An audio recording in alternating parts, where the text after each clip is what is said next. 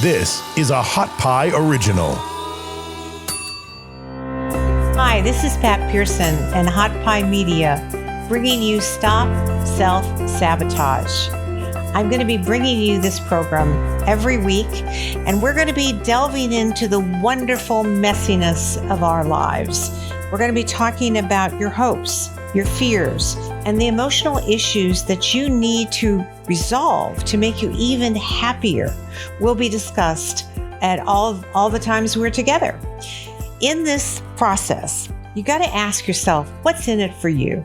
Well, what's in it is an uplifting information, renewed hope, and some fabulous people who are going to come in to share their life stories. All of it wrapped up in a wonderful container to help you deserve even more of life's great adventure. Come join me. We're going to have a good time on Hot Pie Media. Stop Self-Sabotage.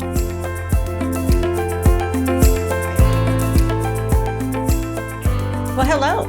We're here today to talk about relationships and marriage. And I have brought in this wonderful couple here, Chris and Heather Baumli. Hello. Hello. Thank you for joining me. Hello. Thank you. We're excited to be here. Thank you. Okay. So now I've got some questions. How long have you guys been married? We are at 12 and a half years. Okay. 12.5. Good. How's it going? It's going great. That's good to hear because I think it's going awesome. You were glad to hear that your wife it's good chimed in there. On the same page, right? Okay. So, Chris, tell me how you met originally. It was a Wednesday night, and a buddy of mine and I went to an art show down on 6th Street at a place called The Parish. So we walked in, started talking to one of the artists, and kind of took that whole scene in. And then I saw her talking to a group of girls, and thought I would go in and try to initiate some contact. But I went in as kind of where I had a ripcord, meaning I go in and I say, hey, I need to use a restroom, but, and it started a conversation that way. If it starts going horribly bad, I can just say, oh, I have to go. So you started out telling them that you had to go to the bathroom? Yeah. He asked me where the bathroom was. Yeah. Oh, yeah. Okay. So it wasn't like, hi, I need to pee. No, Right. no, Yeah. nothing graphic. I mean, Nothing. yeah, exactly. So what an incredible pickup line. Yeah. Hi, I have to pee. Yeah, exactly. No, it was not that. Okay. And so we had a good conversation for about 5 minutes. I thought she's absolutely adorable, which of course she is. And then I said, hey, I really do need to go to the bathroom. So I left, went in, did that, came right back, and she's gone. And I'm like, ugh. Because I had just come out of a marriage that I had met somebody my freshman year in college, thought Chris was adorable. He comes up, he talks to me. I'm doing my best dance. He doesn't ask for my number and says, I really did have to go to the bathroom. And I'm like, I suck at this. And I left. I went home. Yep. So first encounter, not the most binding and bonding you have ever had. Well, no, I felt a connection with her, and I was, for the next couple of days, couldn't really get her off my mind. And so I'm just, beating myself up. It's like, hey, you dummy, just get the number. Yeah. Come on. It can't be that hard. Yeah. Okay. So obviously something happened. Tell me about what the next encounter was. So this is probably, that was July, and this is October. Several months later, started chatting with her on an online dating service, Unmatch. And we just kind of started hitting it off from there. In her little profile, she was an English major from the University of Texas, which is my alma mater. And she had spelling errors. She's misspelled words in there. So my first email to her was, hey, let's get together for some spelling lessons. So we had a connection. And then we went to on a Monday night just to get a quick drink. And we sat there, and I didn't know she was the person that I had met at the art show. And so we're having a glass of wine and, talk for a couple of minutes. And I asked her, well, what do you do? And she says, I'm in radio. And then right then it was just like the whole world just stopped. And I go, I know you. You were in an art show at the Parish. And boom. And since then, I was just done. And the universe just pulled us back together, and I guess decided that we were supposed to be with each other. Yeah. Isn't that an incredible story? I mean, the synchronicity in that is pretty amazing. Yeah. I mean, it's like you didn't get it first. You know, she was Cinderella. She left the shoe and raced off. Right. And you're searching for her, and through, you know, other devices, you come back together. We really felt that when we were sitting there, and he said, his whole face changed after I said I was in radio. I see, he got and it. I didn't get it at first. I was thinking, do you hate people from radio? Like, what's happening on that side? And he said, were you at an art show? And then when he said that, it hit me as well. And then I really we talked about it a lot since then. We both kind of felt like, oh, we're supposed to be paying attention. You know, it's really so bizarre. How many times do you have to be thrown together to get it? Don't mess this one up. Right. There's got her number. Absolutely something there. I got her number that time. Yeah, I did. She got your number too. I did. She's had my number ever since. Okay. First impressions. What did you think about her first time you saw her? Beautiful. And also kind of a girl next door quality, you know, not just this preening type person, but she seemed very genuine and very real. And she absolutely is. Wow. Nice. What did you think of him? Tall, handsome, and funny. Yeah. That's what made me nervous. Made you nervous when because I think people who are funny are smart. I mean, that's maybe not always fair, but when you're witty, you got to have some stuff going on up there in order to see the world that way. Right. And he was really quick, and I liked that. Yeah. Well, we're going to be talking about relationships here today. Okay. And you've just gotten a plus on the first test. The first test is, how do you describe meeting your mate? And do you have joy around that? And you both did. You both did. Because what happens in bad relationships, we're going to talk about how relationships go bad, or what are the signs, and then how they can, of course, be repaired and do better. But one of the signs, one of the indications we use when we're working with couples is to see, how do you describe it? Because if your relationship is in trouble, you will rework your memories. And so, because memories are plastic, you know, and so if you see a couple that talks about how they met with some joy and fun, and oh my gosh, and the universe brought us back together, and look at how great this is, then you got something you can work with. Wow, so interesting. You're doing okay, right, already. All right. Good to know. That's the first one. Okay, what I'm going to be sharing today for my listeners and with you as well is from a book called 7 Principles for Making Marriage Work. It's written by a man named Dr. John Gottman, and he, for 25 years, has studied the science of relationships. And what happens with most therapists like myself, if you're dealing with couples, is you're dealing from an opinion position. You know, you have some training, and then you think you should train them in active listening or conflict management or all this kind of stuff. You should teach them. His position was to go at it from science. So what he did with couples is he had what he called a love lab. And the couples would check in for a weekend or a week, and he would monitor their bodily responses to each other. I mean, he did blood tests. He had blood pressure cuffs on them. I mean, all this kind of stuff. And of course, the cameras, to see how they interacted, to see how they treated each other.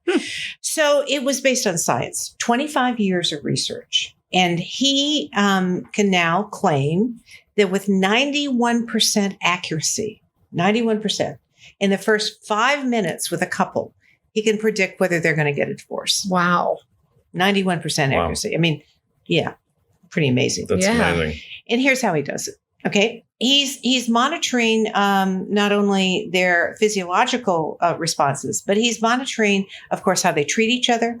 He's monitoring body language, tonality, responses, criticism, complaints, all that kind of stuff. But I just want to share with you here one of the things, and I think you guys probably already know this. What do you think is the best basis for making a marriage work? Communication. Okay. Can I have two, or do I only get Yes, to have no, one? you get two. You have two. Communication and the freedom to be who you really are in that relationship, to stay who you are and to feel like you can fit into the relationship at the same time. Good. Nice. Anything different? Yeah, I would say, and I don't remember where I read this, but it does seem to ring true, that you should have a generous assumption of that other person, which then alleviates criticism. It can alleviate judgment. You're just having a big warm space for that other person. Right. I'll give you the clinical definition of that: positive sentiment overload. That sounds like fun.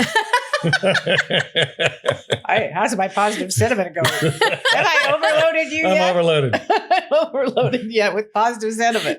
But to your point, it is a generous assumption, and that you start at that place that you're going to assume the positive of them rather than assuming the negative. So that if somebody's a little touchy, a little short, that the definition of that becomes, something's wrong in her world. There's not something wrong between us. Okay, that's where the positive sentiment comes in. That basically you give them the benefit of the doubt. You don't take it on personally, whatever they maybe. That it's about them, not you. Right. Yeah. And that you keep your positive sentiment about them, your generosity of belief. Right. Yeah, I like that.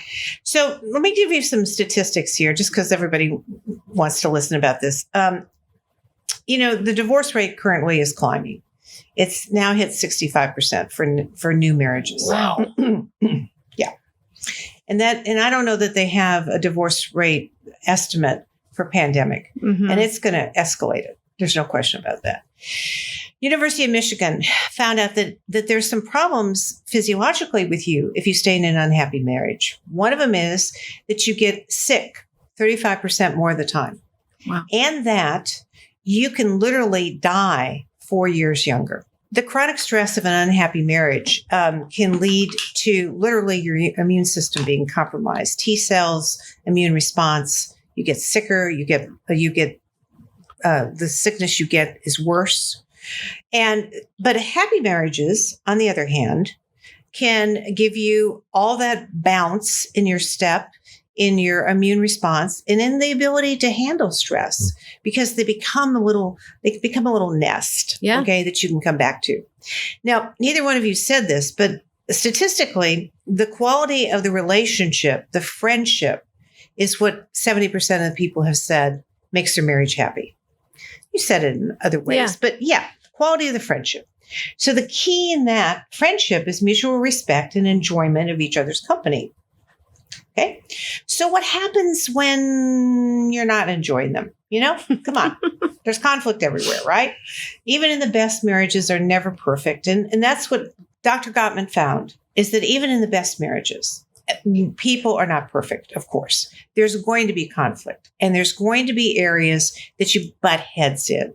So what are those for you? Heather, what makes you frustrated with Chris?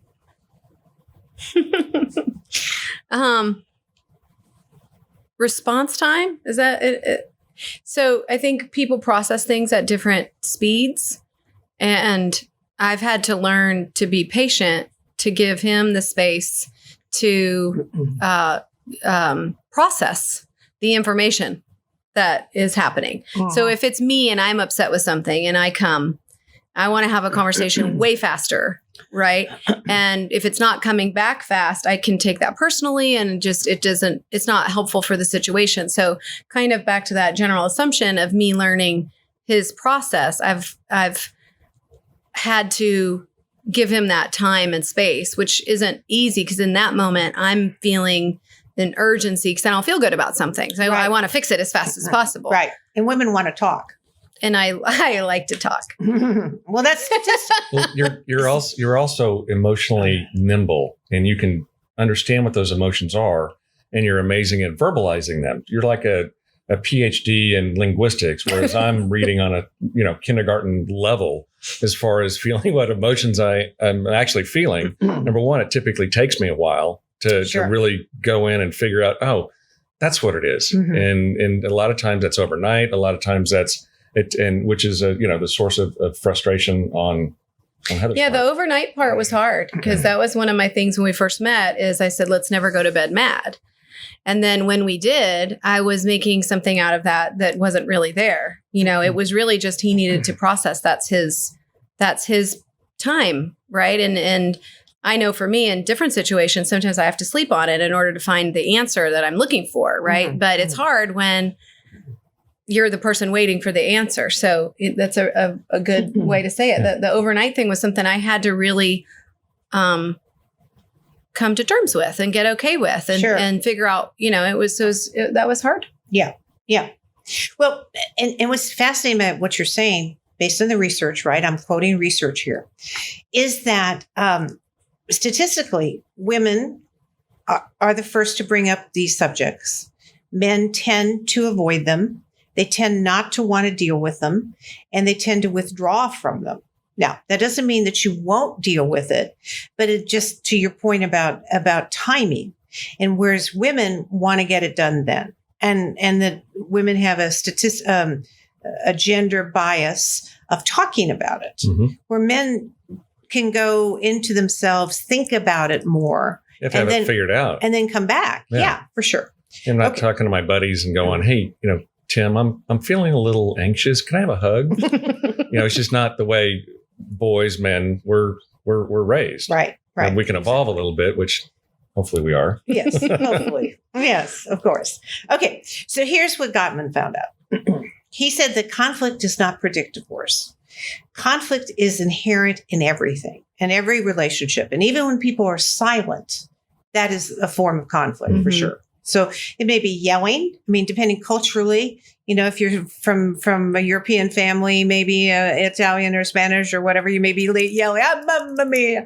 And or are you from, my background is Norwegian. We tend to get very stoic and put it in, but neither one of those is particularly good in the sense that it doesn't solve the conflict. Here's the problems with conflict. Number one, he talks about a harsh setup. And that is the immediately believing negatively about your partner and being accusatory, right? If you start there, pretty much it's going to go nowhere. So 90% of the time, 96% of the time, you can predict an outcome of that conflict by seeing how it starts. So if it starts with accusations, if it starts with you always, you did, again, why don't you get it? Or all that kind of stuff. Yeah. 96% of the time, you're going nowhere without conflict. It's going to be, pretty bad. Chris is really good at if I say you always or you never, he always says, don't globalize it. Tell me what you're upset about in this moment, and he's good about catching me when I use those words. Yeah. Which it's good when he does it. It doesn't make me mad to come back to, it's like, oh, you're right. You don't always, I don't actually mean that. Yeah. So then I can revise and say what I really feel. Right. So it's actually really helpful. Because what I feel is when you do, or anybody I would suspect, when they say you always, you never, it's like, that's when I would start to get defensive. Yeah. Right? Absolutely. What do you mean I always? I don't always I don't do that. always do anything. I'm Yeah. not yeah. always wonderful. Yeah. There's probably evidence for that. Boatloads, I'm sure. Okay. So here's what Gottman said. Harsh setup, 96% of the time, it's going to go bad. And he calls these next four things the 4 horsemen of the apocalypse for marriage. Ready? Here we go. Number 1, criticism. Criticism is different than complaints. Okay. When you start saying you always, you do, to your point, that's criticism. A complaint is, I don't like this. So using the word you versus using the word I can complain about things. I don't like that your socks are in the middle of the floor. I don't like that you show up late. I don't like. That's a complaint. Criticism is, of course, you always or you whatever, never. So that's one. Number 2, contempt. And this is an escalating scale. Okay. Contempt is when you're snapping, sneering, mockery, sarcasm, disgust. It conveys disgust. So when there's like, oh, God, again, Yeah. Then you're into disgust, and then you're into some level of contempt and or sarcastic response. Yeah. Okay. Defensiveness, number 3. You defend yourself from the blame that you feel from your partner. So you always have reasons and things to say about why you did something. You're constantly feeling under attack. Now, that may be from your partner, or it may be just internally inside of you, because a lot of us show up defensive. And then we come into a marriage and a person says, hey, honey, we need to be there at this time. And they go, what do you mean? I'm always on time, And you were just giving a piece of information, but it got taken as an attack. Right. Okay. Stonewalling. When you turn away from your partner and simply turn a cold ear to the situation. This builds up over time. This is more common in men. It tends to be a way of handling the conflict as opposed to women who are more willing to talk about it. Okay. But it's cumulative. Those are the 4 horsemen of an apocalypse for marriage. Now, every marriage has some of these. Okay. And what I want to say is that none of them are bad, as long as, I'm going to talk about this in a minute, as there is an effort by the couple to make it a repair attempt.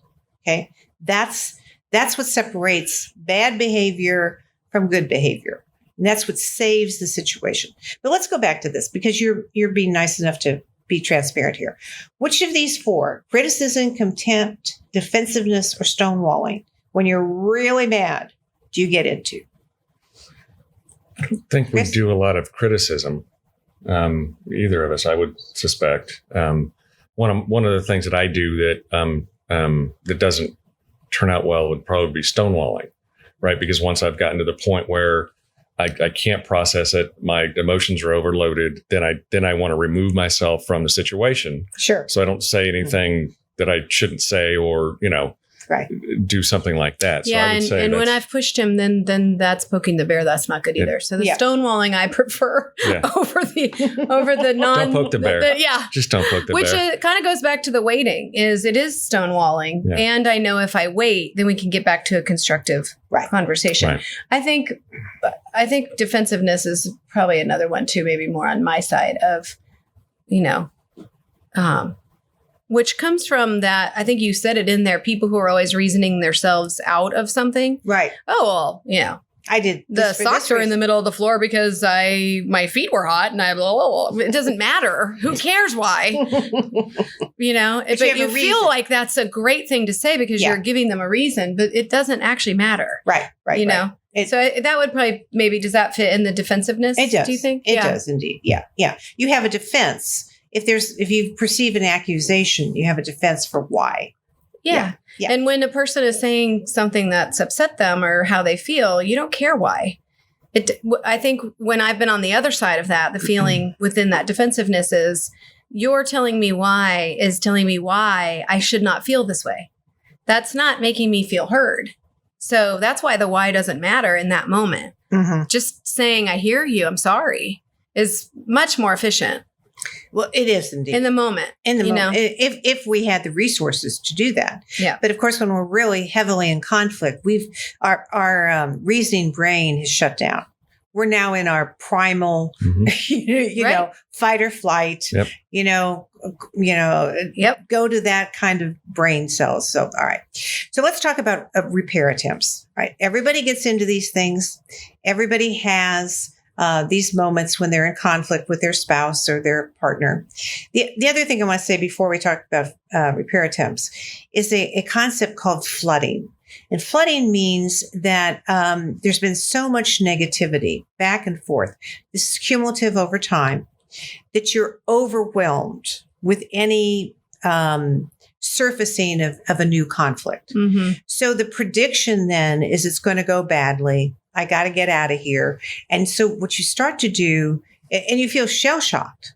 I mean, this, of course, is an emotionally abusive marriages, and just maybe somebody who over time, and the longevity of the marriage, they've had so many fights and it goes so badly every time, right? That as soon as you start to get there, it's like, oh my gosh, it's hot. It's like scar tissue, Yeah. shell shock. So what happens then is more often than this, you become hyper vigilant, and you're in it. And the hypervigilance is to protect yourself from this perceived negative override. Mm-hmm. So you disengage. And these are the people who start living, they may stay married, but they're living parallel lives. Yeah. They've disengaged from each other. There isn't the connection. There isn't the intimacy that everyone hopes for in marriage. And it's why you get married. You don't get married to be alone. You get married to have a partner and to have some intimate contact. So the more often this happens, the more problematic the marriage is. And men, the biology of men, stonewalling, as you said, more than women, is that it takes them, they're more easily overwhelmed in conflict, interestingly enough. And this is, once again, Gottman is not talking opinions. Right. He's got you wired up. He's watching heart rates. I can see that. Yeah. He's watching perspiration. He's watching all the biological functioning to say that. So when that happens and you're overwhelmed, you want to get away. Women tend to bring up the sensitive issues. They tend to be the ones that initiate it, and they handle the stress a little bit better. Their heart rates don't go up quite as much. They have a recovery time. So about 80% of the time, this is how it goes. And so the men feel overwhelmed. The women want to talk. And then there's a standoff. Now, this isn't bad for marriages. It doesn't mean the marriage is in trouble. Yeah. It means this is the research. Right. 80% of the time. Pretty big. Yeah. Makes total That's sense. really interesting. Yeah. Yeah. Yeah. So, and I want to share that with everyone listening and watching, because I think there's a tendency that we demonize ourselves and our partners. Right. Well, he always does this. Mm-hmm. Well, yeah, he's a man, it's pretty much 80% of the time. Right. That's what you get. That's what you bought. That's what you get. Yeah. Well, she incessantly wants to talk. Yeah. Well, come on. There is a gender bias here. I'm trying to walk down this that's helpful. path. Yeah. Okay. There's an old adage that whatever you were attracted to in your spouse after a few years is what drives you crazy. So if you liked that she was neat, now she's driving you crazy by putting everything in order. If you liked that he was flippant and funny, now he can't be serious. Do you see any of that in your relationship? You may or may not. The only thing that I would say, and I wouldn't say hate or whatever, but I've just noticed is Heather is very bubbly and likes to talk. And usually when she's doing it, I'm paying attention and typically looking, is there something that I need to do? Is there something actionable? Right. But she also talks to herself about things that have nothing to do with me. So there's been a few times where she's like talking and I stop whatever I'm doing. What? Oh, I'm just talking to myself. I'm like, oh, okay. So it's been a kind of a fine line to what I need to pay attention to and what I don't. So I'm getting better at it, I think. That is funny. I definitely do talk to myself. Yeah. And because you are good at helping me, I definitely have a shorter window of trying to fix things on my own. It's, right. If I was single, it would be forever. I'd have to figure it out. But then when you have somebody that's near you that's really capable, I like the fact that he's really capable. And it almost, you atrophy your ability to process and figure things out on your own because you have somebody there that's always helping you. And so I have to watch myself because I can feel overwhelmed and know that I want to call to him and have him help me with something. And the truth is I don't actually need him. I can do it on my own. It's just kind of funny. But that goes back to the talking to myself. See, I'm talking to myself so I can do it by myself. Okay. All right. There are two types of marital problems: solvable and perpetual. And the solution is the same for either. And that is basically the acceptance of the person's personality and loving them in spite of it, in spite of whatever. And, and the interesting thing is that in marriages in which you can accept that there are these things that will never be changed, that are character, that are personality that may at times get on your nerves, but that they are insolvable, they're perpetual, and you accept it and you find a way to live with it and even laugh about it. Mhm. Laughing about it is particularly good. Right. Not laughing at the person, but laughing with. Oh, Yeah. there we go again. Okay. All right. I ran in to see what you needed and you were talking at the wall. Okay. So there you go. Here's the research. Ready? What do you think the percentage of marital conflict that is solvable is? Well, let's do it the other way. Sorry. I would guess. What do you think the percentage of marital conflict that is insolvable is? 60%? It's not solvable? Yeah. I guess I'm pretty optimistic. I would say 20% is not solvable. They found out that 69% Wow, it's marital not conflict solvable. is not solvable. Wow. Holy smokes. Right. Sorry. Which okay. Well, the lawyer is outside. You can both. Oh, that's what this is about. Oh. Yeah. Good marriages learn to live with it, and Yeah. they learn to laugh at it. Right. And it's these little annoyances, that you just take for granted. You just say, well, no one's right. No one's wrong. We're different people. This is how we roll. This is what this is how we do it. And so when you basically learn to accept that they will always run late, that they will never, that they, may never, do exactly the thing you want them to do with their clothes or something.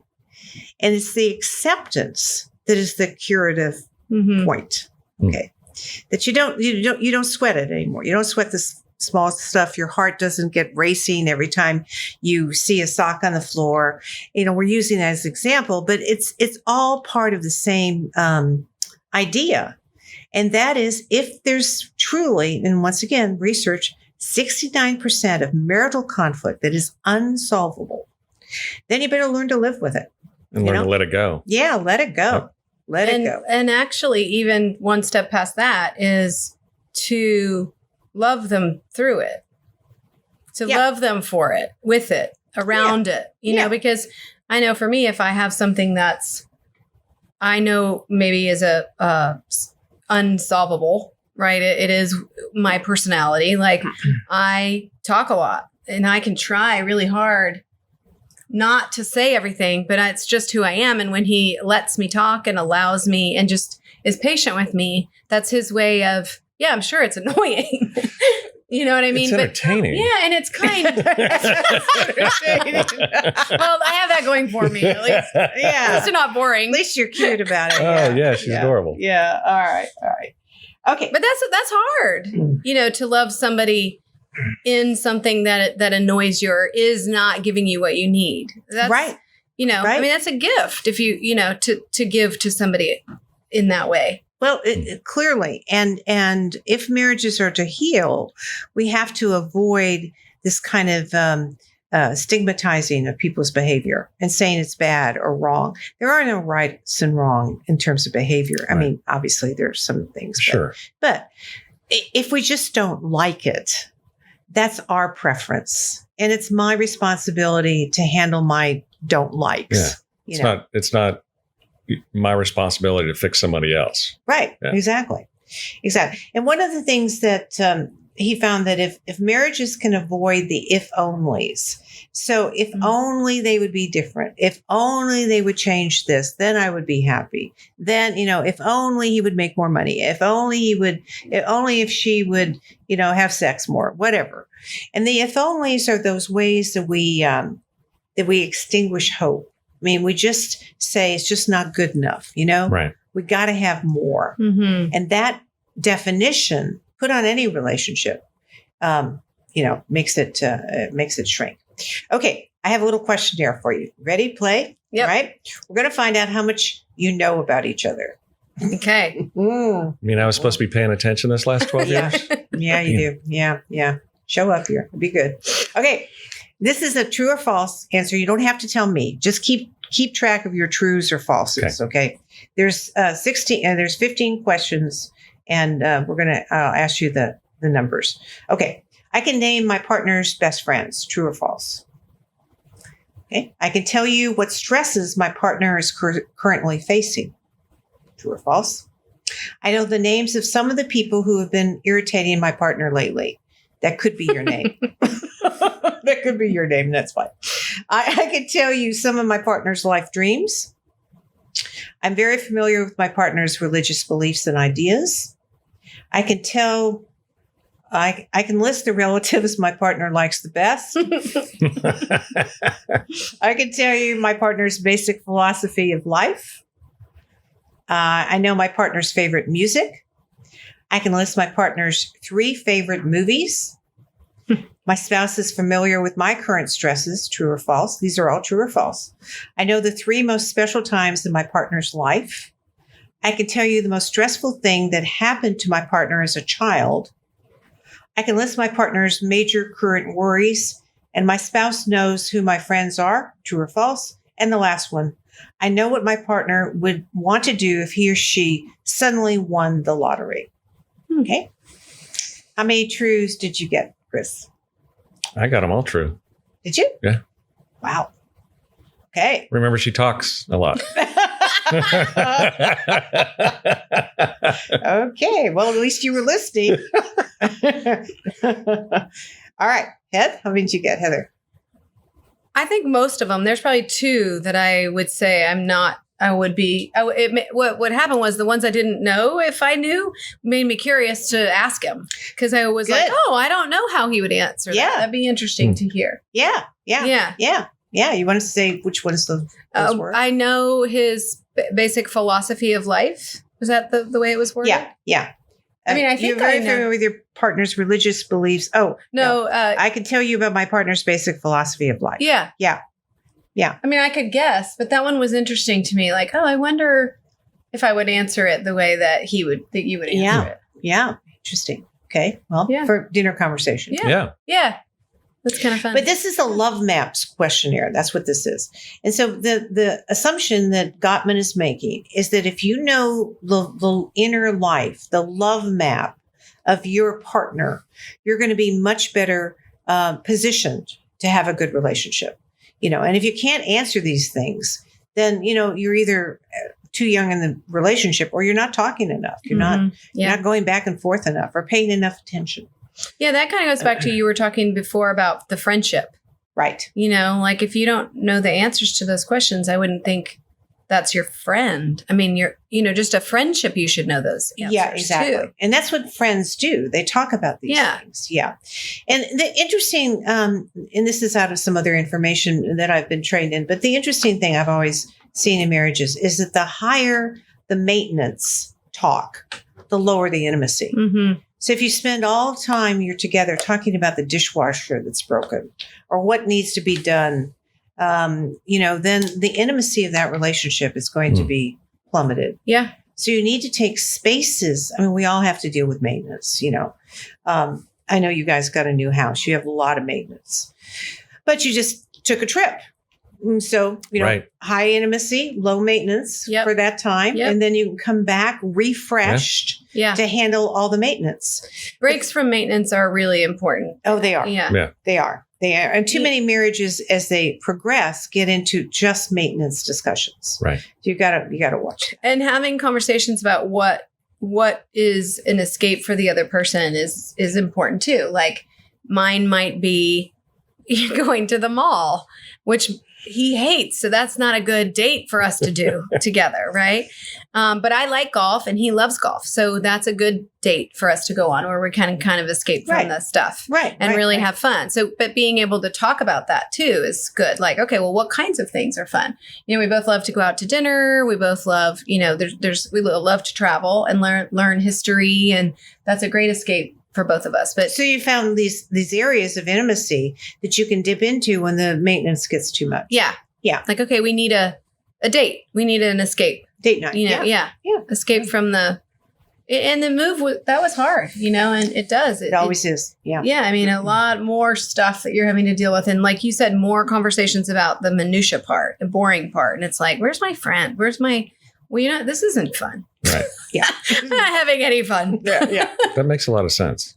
Yeah. Higher the intimacy, Yeah. The lower the maintenance. The higher the maintenance, the lower the intimacy. Yeah. Mm-hmm. Because usually if I'm at home, there's always, and we're doing something, quote, fun, there's always something in the back of my head that this should be getting done and that should be getting done and that should be getting done. So yeah, it's nice to be able to just do a date night or a long weekend in New Orleans or what have you.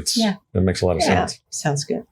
Okay. 7 principles for making marriage work. Let me give you the 7 principles and then, okay. Enhance your love maps. Know what your partner really likes and give it to him or her. It's the test we just did.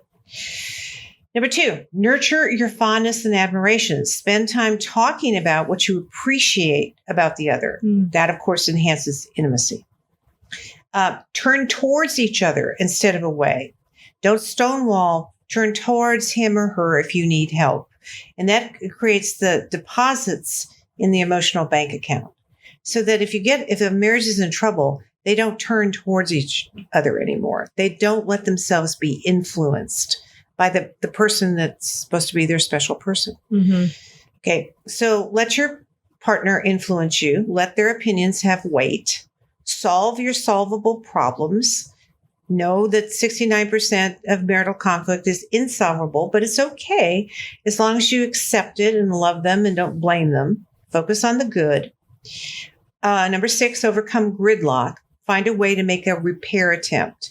And I don't know if I talked about that enough. Repair attempts are basically after a conflict that you move back towards the partner. Mm-hmm. You hug, you kiss, you say, I'm sorry, let's sit down, and then the person may turn down the repair attempt. They may not be ready. Mm-hmm. But to be able to consistently keep coming back to repair it. And, the repairing can be very simple. It can be, I love you and I'm sorry, but it's the couples that don't try to do that. Wow. That are in trouble. Yeah. Okay.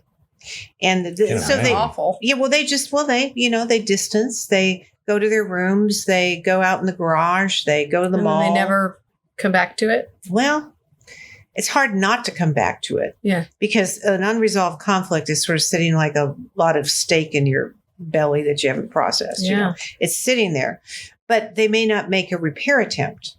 They may just reignite the conflict.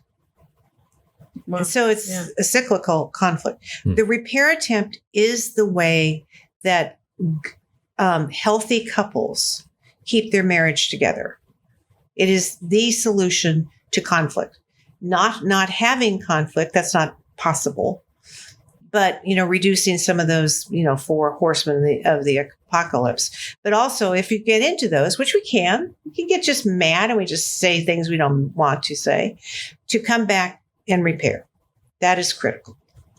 And create a shared meaning. Talk about what you want to do together, your values, your life goals, your purposes. What are your dreams? And sit down and talk about dreams with each other. Mm-hmm. Yeah. Okay. So, any thoughts, statements about making marriage work? What do you think how do you think you guys are doing on the 7 principles? Good. I'm feeling much better. Not that I was feeling bad before this, but now I feel really good. Yeah, I mean, my hit is I've always thought we've had a pretty amazing relationship, and the fact that we can compare that, or I can compare that to the objective science of it, is really encouraging. Yes. I mean, I'm excited. I mean, I'm so lucky that you're in my life, and I'm excited. But the information is so helpful because it's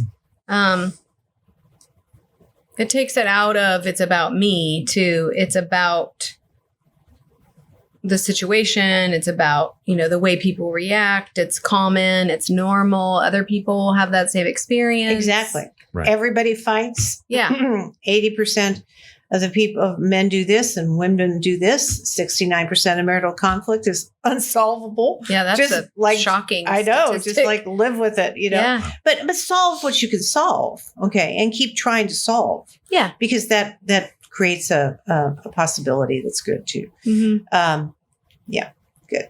Well, And I do know the answer to the question, list the relatives your partner likes the best. Because I have to be transparent here. This is my lovely daughter and my very handsome, wonderful son-in-law that I have co-opted into this.